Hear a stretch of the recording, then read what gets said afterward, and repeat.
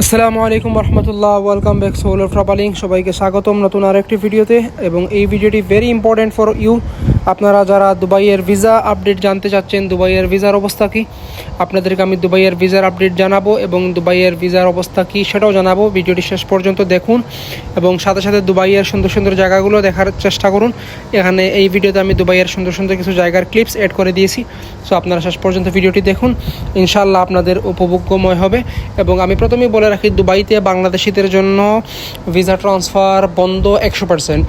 শুধুমাত্র ট্রান্সগার্ড সহ কিছু কোম্পানি আছে সরকারি, যেগুলা লেবার, ক্লিনার, ড্রাইভার, এরকম কিছু অপশনাল কিছু সিলেক্টিভ কিছু জায়গায় মানুষগুলা নিয়ে থাকে তারা। সো এটা হচ্ছে প্রথমত আপডেট, যেটা আপনারা যদি দুবাইতে আসেন, দুবাই এবং এইটা হচ্ছে ইনসাইড দুবাইয়ের ভিতরে যদি কেউ থাকে, তাহলে এই সমস্ত কোম্পানির সাথে যোগাযোগ করলে তাদের যদি ভ্যাকেন্সি খালি থাকে, তাহলে তারা নিবে।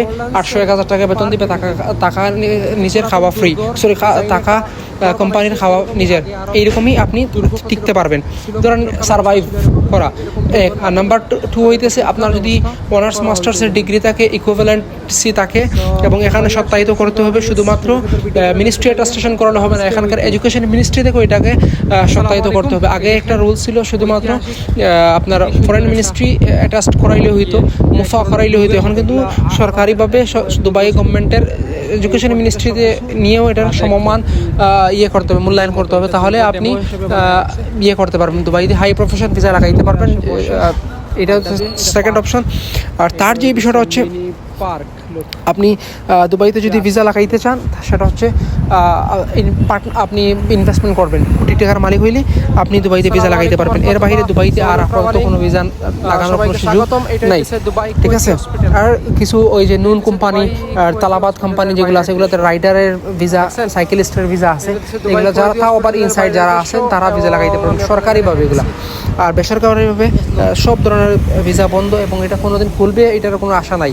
ইভেন মধ্যপ্রাচ্যের বর্তমান যে প্রেক্ষাপট, সেই প্রেক্ষাপটে মধ্যপ্রাচ্যে না আসাই আমি মনে করি ভালো। সো যত চেষ্টা করবেন, 500 লক্ষ টাকা খরচ করে এখানে এসে কী লাভ?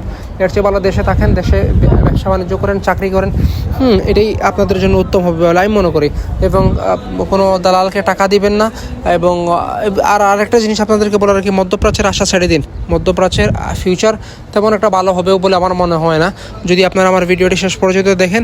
এটা হচ্ছে, আমি আপনাদেরকে প্রেডিক্ট করতেছি না, আল্লাহু আলম, কিন্তু আমি আমার ব্যক্তিগত অভিজ্ঞতা থেকে বলতেছি যে মধ্যপ্রাচ্যে আগামীর দিনগুলো তেমন একটা ভালো হবে না।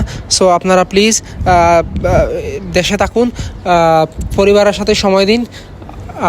মধ্যপ্রাচ্যে যারা আছেন, গোটা পৃথিবীতে যারা মুসলমান ভাই বোন আছেন, সবার জন্য দোয়া করবেন এবং আমার সোল অফ ট্রাভেলিংয়ের সাথে থাকবেন। ইনশাআল্লাহ আমি আপনাদেরকে ট্রাভেল ব্লগ সহ দুবাইয়ের সুন্দর সুন্দর জায়গাগুলো দেখাবো এবং দুবাই সম্পর্কে আপনাদেরকে নতুন নতুন আপডেট দেওয়ার চেষ্টা করব।